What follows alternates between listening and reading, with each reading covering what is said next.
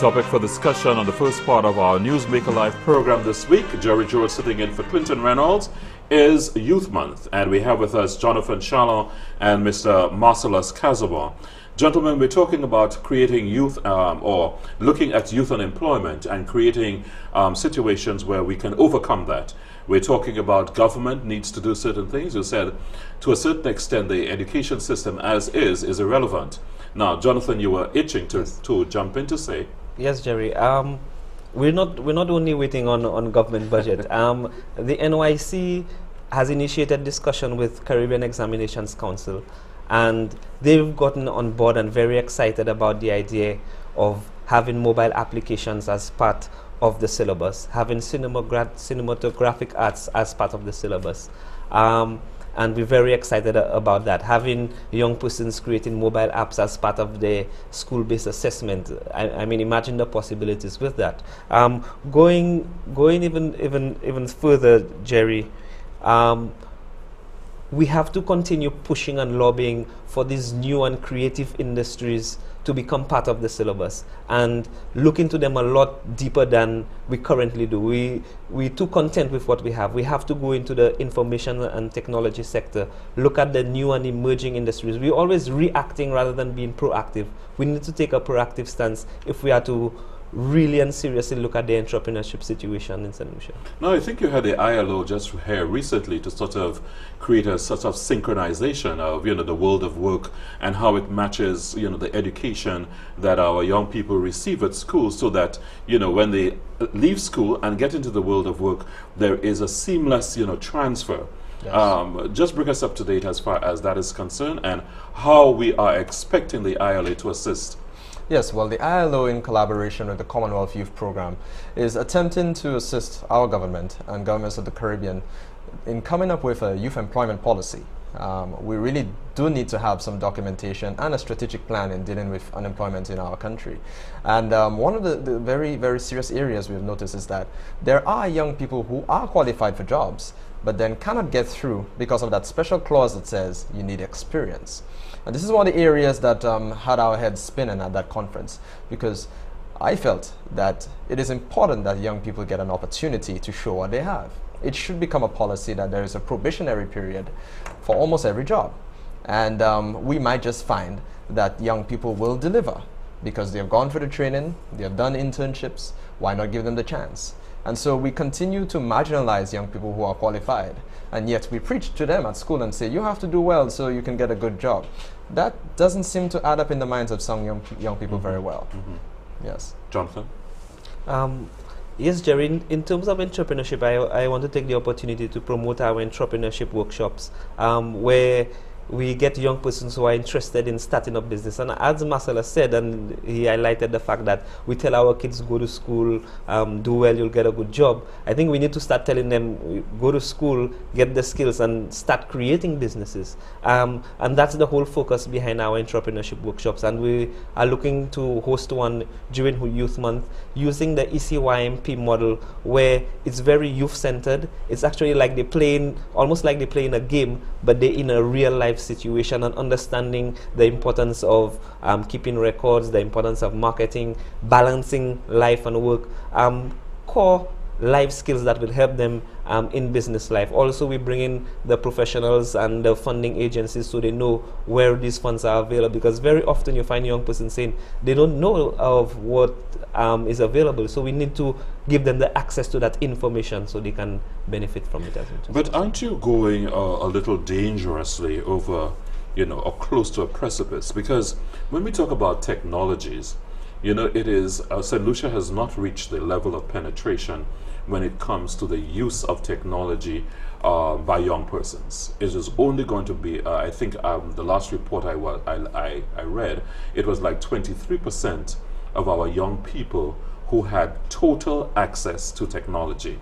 Now, that means that almost 3/4 of our young people are going to be left out of some of the things that you're talking about. So hand in hand, have you considered a speeding up of the access to the technologies? Well, it's something we have to continue to lobby for and agitate for as a council. But we cannot sit back and wait until that penetration is done. We need to get our young persons to recognize our market is not just St. Lucia anymore. We live in a globalized world. So we need to start preparing products and services which we can sell to the rest of the world. So we need to get ahead of the curve. We're always reacting rather than being proactive. So we need to get our young persons to understand these new industries and how they can benefit and create and do wonderful things. Okay, now just to look at the award ceremony, because you have said it's very central to rewarding and awarding young persons for their hard work over the last year. And you said it's going to be a different format this year, very That's right. creative, very entertaining. What would be the pinnacle moment of this particular award ceremony? The crowning of the Youth of the Year? Is that what it is? Yes, well, traditionally, that's the name that is given to the ultimate award of all awards, so to speak, the Youth of the Year. Again, it's sometimes very difficult to pinpoint who would receive such an award because there's so many young people in so many different quarters doing great work. And at the end of the day, receiving such an award does not even compensate for the kind of hard work that goes in. But at the end of the day, this essentially would represent the pinnacle of all awards. Yes. So how do you go about doing deciding on who should be the Youth of the Year? Well, there is a complex process. First of all, there is a nomination window opportunity where councils and clubs and organizations have an opportunity to nominate persons from their community who they believe fit the criteria for such an award. And then there is a shortlisting process. And beyond the shortlisting process, there is a panel that has to examine each of the candidates very, very closely and what they have been able to achieve, and eventually that decision is taken. So it is a long, drawn-out process, but you'd understand that it has to be foolproof as possible. Yes. Yes, Jerry. That's a new concept for us. We doing a play of Youth Awards, a theatrical performance. So you're looking at dance, you're looking at singers, you're looking at actors, really encapsulating the differences of youth. Your youth who are successful, youth who face challenges, how they overcome these challenges, all in a format that is very interesting to young persons, rather than your normal stand, these are your nominees, here's your winner. So we really want to highlight the creative part of that process. And our young persons we have a cast of about 40 young dancers and actors, and I really want to praise them. It's taken a lot of work to really put this together, and I'm quite sure St. Lucians will appreciate the talent that our young St. Lucians possess. Okay, when we talk about youth, I get the impression that we do not always, include rural youth as much as we talk of the urban, phenomenon called youth. How have you been sort of incorporating? Do you have special programs for young persons in rural areas? Not particularly, Jerry. We open our programs for all young persons, and you would be surprised to find out that a lot of participants in our programs are rural youth. We also, while these form part of our national projects and programs, you have your various youth and sports council who are organizing activities in the various communities. And I know, Jerry, you're aware of what happened in Morguz, in Choiseul over the weekend. You were part of that, and where we saw young men coming together, harnessing their leadership skills and really empowering themselves to develop themselves, their community, and other young persons like themselves. Also, Jerry, we're going to have, what we realized this year, a lot of the councils are having discussions, debates, and oral presentations on a lot of the social issues and political issues of our time, such as decriminalization of prostitution and marijuana.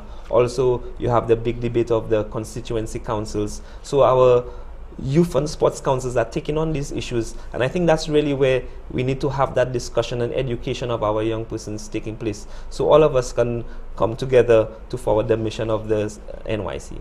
Well, I just want to take, with your permission, a little time off to congratulate the Montgouge Youth Sports and Cultural Club for the Leadership and Empowerment Workshop, which they organized last weekend, and myself, together with Dr. I don't remember his first name, but Dr. Bolo Charles, who is a resident of Montgouge, and together with all the 16 young men who turned out for the leadership workshop, and one young lady, Kadisha Eugene, I want to congratulate Mr. Arthur Eugene and his team and all the participants for the excellent work in which they did.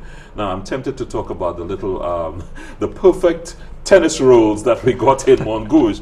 I know if I say anything about bread, most probably persons in canneries might, you know, jump down my throat, so I will avoid that, but it was really, really good. But when we talk about that, Jonathan, young persons, and one of the issues that I raised on in another place is whether we as a society have a right to expect more of our young people today than young people before.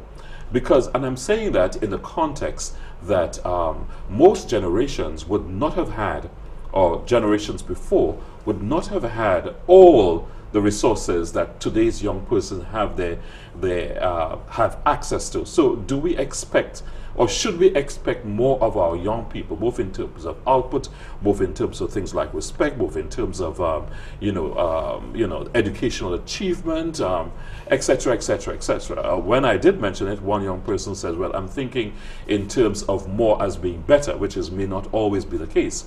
But do we have a right to do that?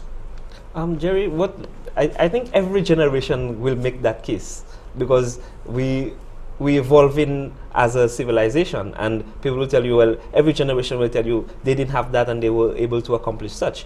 I think today's youth are faced with a myriad of challenges. I mean, understanding multimedia, the things that the young persons can get accomplished today.